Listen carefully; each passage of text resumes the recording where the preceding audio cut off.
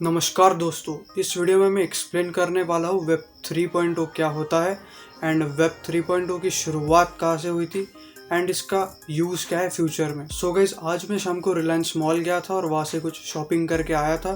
सो मैं घर पे आने के बाद अपना फ़ोन चेक किया। सो मुझे एक नोटिफिकेशन आई थी जिसके ऊपर लिखा था you went to Reliance mall and how was it. So वो नोटिफिकेशन थी गूगल मैप्स की, जिसमें मुझे पूछा गया था कि रिलायंस मॉल कैसा है एंड ऑल।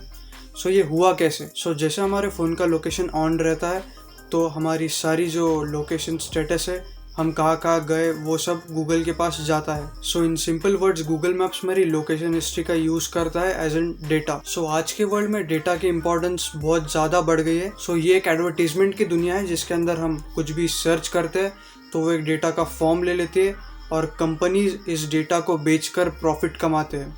कंपनीज के लिए डेटा एक एसेट है और उसका यूज़ करके वो प्रॉफिट कमाते हैं। और इस चीज़ का सॉल्यूशन क्या है? सॉल्यूशन है वेब 3.0। और इस वीडियो में हम जानेंगे कि वेब 3.0 क्या है और इसका वर्किंग कैसा होता है और इसकी शुरुआत कहाँ से हुई थी। वेब 3.0 तो अभी आया है, बट सबसे पहले वेब 1.0 आया था जो कि आया था 90s में। और उसके अंदर स्टैटिक पेजेस होते थे, जैसे कि उस टाइम विकिपीडिया नया नया आया था और उसके अंदर हम इंफॉर्मेशन देख सकते थे। देन धीरे धीरे यूजर्स इसमें बढ़ने लगे तो इसके अंदर बहुत सारे अपग्रेडेशंस हुए, जैसे कि MP3 आया, देन MP4 आया, देन बाद में हम इसके अंदर शॉपिंग भी कर सकते थे। ये बन गया था वेब 2.0, जो कि था एक अपग्रेडेड वर्जन वेब 1.0 का। और वेब 2.0 में हम बाकी कई चीज़ें भी कर सकते हैं, जैसे कि content creation, then Instagram Facebook के ऊपर चैटिंग, देन हम पोस्ट्स भी डाल सकते थे। ये सारे वेब 2.0 के फीचर्स थे और इस वेब 2.0 की शुरुआत हुई थी 2004 के आसपास। और जैसे जैसे वेब में फीचर्स आते गए वैसे वैसे कंपनीज ने हमसे डेटा लेना भी स्टार्ट कर दिया। जैसे कि मैंने एग्जांपल दिया था रिलायंस मॉल का लोकेशन से, देन नेटफ्लिक्स जैसे कंपनीज भी हमारा लोकेशन ट्रैक करते हैं। और उसका मेन मोटो ये है कि अगर हम इंडिया में बेस्ड है तो वो लोकेशन के हिसाब से इंडिया का कंटेंट ज़्यादा हमें दिखे, इसलिए लोकेशन का यूज़ किया जाता है नेटफ्लिक्स में। और इससे यूजर्स भी काफ़ी ज़्यादा कंफर्टेबल है क्योंकि उन्हें वही चीज़ देखने को मिलती है जो चीज़ के अंदर वो इंटरेस्टेड होते हैं। और यही केस हुआ गूगल, अमेजॉन, फेसबुक, यूट्यूब इनके साथ, और इनको हमने हमारा डेटा देना स्टार्ट कर दिया। बट हुआ यूँ कि हमने उन्हें डेटा दिया था क्योंकि वो हमें हमारी पसंद की चीज़ें रिकमेंड कर सके। बट इस चीज़ का कंपनीज डिसएडवांटेज उठाने लगी, वो हमारा डेटा बाकी एडवर्टाइजमेंट कंपनीज को बेचने लगी, जिससे कि हम कह सकते हैं डेटा लीक कर रही थी। और इसका मेन कारण ये था कि उन्होंने डेटा बेचने के बाद उन्हें पैसे मिलते थे इस चीज़ के, और एडवर्टाइजमेंट कंपनीज वो डेटा को एनालाइज करके हमसे कोई प्रोडक्ट खरीदवाते थे। और इस तरह उन कंपनीज को हमारा डेटा मिसयूज करने की अपॉर्चुनिटी दिखी और उस डेटा को सेल करना स्टार्ट कर दिया। बट मैंने उन कंपनीज को मेरा डेटा इसलिए दिया था क्योंकि वो मुझे मेरे पसंद की चीजें रिकमेंड कर सके। बट इन कंपनीज ने उस डेटा का मिसयूज किया कुछ दूसरे कारण के लिए। आप लोगों ने सुना ही होगा फेसबुक एनालिटिकल स्कैंडल, कैसे फेसबुक ने हमारा डेटा बेचा और उसे ट्वीक कर दिया पॉलिटिशियंस के फेवर में, और वही चीज़ें दिखाने लगे जो कि वो पॉलिटिशियंस के फेवर में थी, और उस तरह हमें वो पॉलिटिशियंस भी पसंद आने लग गए। और ये प्राइवेसी ना होने के कारण वेब 2.0 के अंदर ये कमी बन गई और इसलिए वेब 2.0 बन गया था एक सेंट्रलाइज्ड वर्ल्ड। बट वेब 3.0 के अंदर सब चीज़ें डिफरेंट है, ये एक डिसेंट्रलाइज्ड प्लेटफॉर्म बन गया है। वेब 3.0 के अंदर सारे social media, markets, then search engines, ये सब किसी एक आदमी के कंट्रोल में नहीं होंगे, ये एक डिसेंट्रलाइज्ड प्लेटफॉर्म बनेगा और इस वर्ल्ड में हम हमारे डेटा के ओनर रहेंगे। और इस डिसेंट्रलाइज्ड प्लेटफॉर्म के अगर मैं एग्जांपल दूं तो सबसे अच्छा एग्जांपल है ब्रेव ब्राउजर, जो कि एक रिप्लेसमेंट है क्रोम ब्राउजर के लिए। और जैसे कि आप जानते हैं कि क्रोम में हमें एडवर्टाइजमेंट्स दिखते हैं और उस एडवर्टाइजमेंट्स के पैसे जाते हैं क्रोम को, बट ब्रेव में वैसा सीन नहीं है। ब्रेव में हमें एडवर्टाइजर्स देखने के भी पैसे मिलते हैं, वो होती है करेंसी बैट में।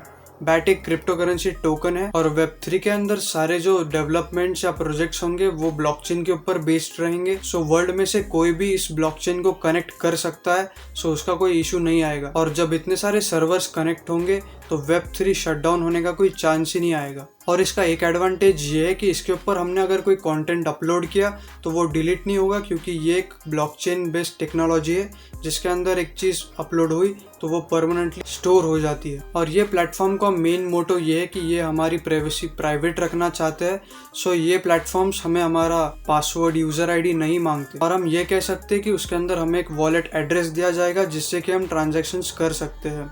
ये पूरी है वेब Web3 की दुनिया और इसके अंदर क्रिप्टो करेंसीज का क्या रोल है ये हम समझने की कोशिश करते हैं। फॉर एग्जाम्पल, अगर कोई प्रोजेक्ट है, लेट सपोज हम इथीरियम कंसिडर करते हैं, तो इथीरियम के अंदर हमें ट्रांजैक्शंस करने हैं। तो ट्रांजैक्शंस करने के लिए हमें एक मिनिमल गैस फीस लगती है।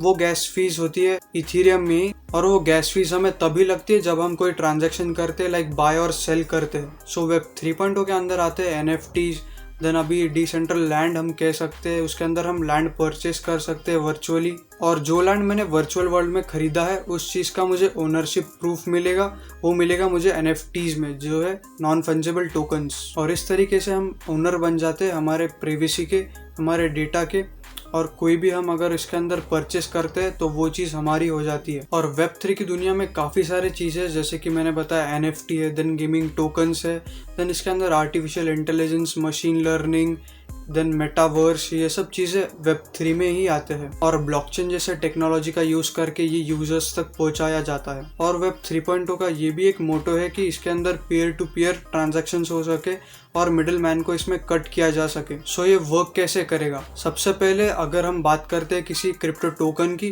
तो उसका जो फाउंडर होता है वो स्मार्ट कॉन्ट्रैक्ट्स बनाता है ब्लॉकचेन पे। स्मार्ट कॉन्ट्रैक्ट्स एक प्रकार के रूल्स एंड रेगुलेशंस होते हैं उस क्रिप्टो करेंसी या टोकन को रन करने के लिए। सो जब भी कोई क्रिप्टो करेंसी या क्रिप्टो टोकन लाइव होता है तो वो रन किया जाता है डाओ से, एंड डाओ का फुल फॉर्म है डिसेंट्रलाइज्ड ऑटोनोमस ऑर्गेनाइजेशन। और इस डाओ के वो मेंबर्स होते हैं जो उस क्रिप्टो करेंसी या क्रिप्टो टोकन को परचेस करते हैं बड़े अमाउंट में। मतलब इन सिंपल वेज पब्लिक ही इस चीज को रन करती है। और अब बात करते हैं कुछ ऐसे क्रिप्टो करेंसीज की जो वेब 3.0 के ऊपर बेस्ड है, और उन क्रिप्टो करेंसीज के ऊपर हम अगर इन्वेस्ट करें तो हमें फ्यूचर में काफी अच्छा प्रॉफिट मिल सकता है। तो सबसे पहले बात करते हैं द ग्राफ क्रिप्टो टोकन की। ये टोकन की खासियत ये है कि इसका जो वर्किंग है वो ऑन चेन डेटा और ऑफ चेन डेटा, मतलब जो डेटा ऑन ब्लॉकचेन है वो, और ऑफ चेन मतलब जो डेटा ब्लॉकचेन में नहीं है वो, इन दोनों को कनेक्ट करने का काम द ग्राफ करता है। इसे डिसेंट्रलाइज्ड वर्ल्ड का ओरेकल भी कहा जाता है। सो इस क्रिप्टो टोकन को आप अपने पोर्टफोलियो में जरूर जगह दे सकते हैं। और गाइस, अगर आपने अब तक क्रिप्टो करेंसीज में इन्वेस्ट करना स्टार्ट नहीं किया है और अगर आप करना चाहते हैं तो मैं एक ऐप रिकमेंड करना चाहूँगा जिसका नाम है CoinDCX। सो ये ऐप मैं खुद भी यूज़ करता हूँ और काफ़ी इजी टू हैंडल है, और इसके अंदर बाइंग और सेलिंग काफ़ी इजीली हो जाती है। इसके अंदर more than 7.5 million crypto investors from India मौजूद है, और इसके अंदर काफ़ी सारे क्रिप्टो करेंसीज अवेलेबल है ट्रेड करने के लिए। सो अगर आप CoinDCX ऐप यूज़ करना चाहते हैं तो इस ऐप की लिंक मैंने डिस्क्रिप्शन बॉक्स में दी है, आप उसके ऊपर क्लिक करके इंस्टॉल कर सकते हैं। और अगर आपको ब्लॉकचेन या क्रिप्टो करेंसीज के बारे में जानने में इंटरेस्ट है, सो इनका एक प्लेटफॉर्म है जिसका नाम है DCX Learn।